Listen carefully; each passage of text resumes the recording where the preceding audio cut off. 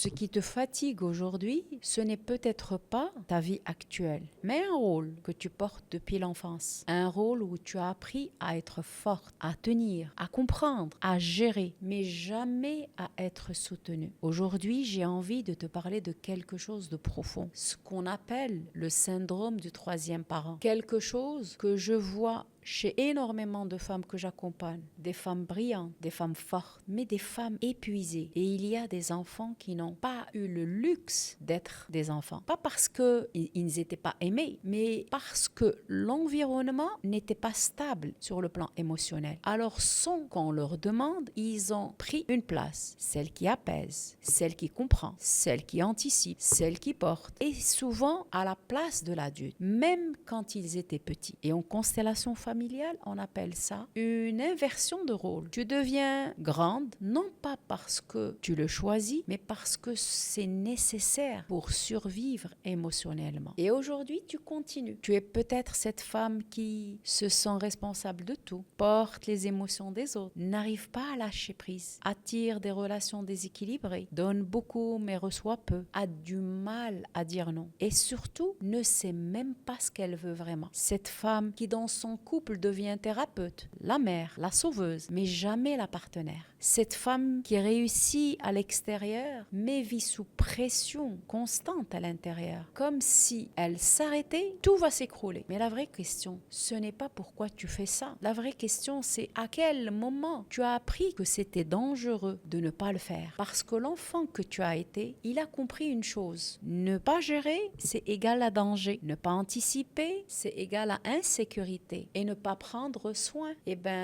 c'est égal à risque de perdre l'amour. Et aujourd'hui, ton corps fonctionne homme-corps comme si le danger existait et il était là. Et ça, c'est essentiel en premier lieu à comprendre. Ce n'est pas juste un comportement, c'est une fidélité, une loyauté invisible à ta mère, à ton père, à ton système familial. Comme si inconsciemment tu disais, je prends ce rôle pour que ça tienne. Mais le problème, c'est que ce rôle te coûte ta vie à toi. Et peut-être que ça va être inconfortable. Mais tant que tu restes dans ce rôle, tu empêches aussi les autres de grandir. Parce que en sauvant, tu maintiens. En portant, tu empêches l'autre de grandir. En donnant tout, tu déséquilibres. Alors aujourd'hui, je t'invite à faire autrement, à revenir à ta place. Pas contre eux, pas en rejet, mais en te disant, ça ne m'appartient pas. À réapprendre aussi à te consulter avant de dire oui. Fais une pause. Est-ce que moi, j'en ai envie? Et à sortir du rôle de sauveuse et accepter quelque chose de très puissant.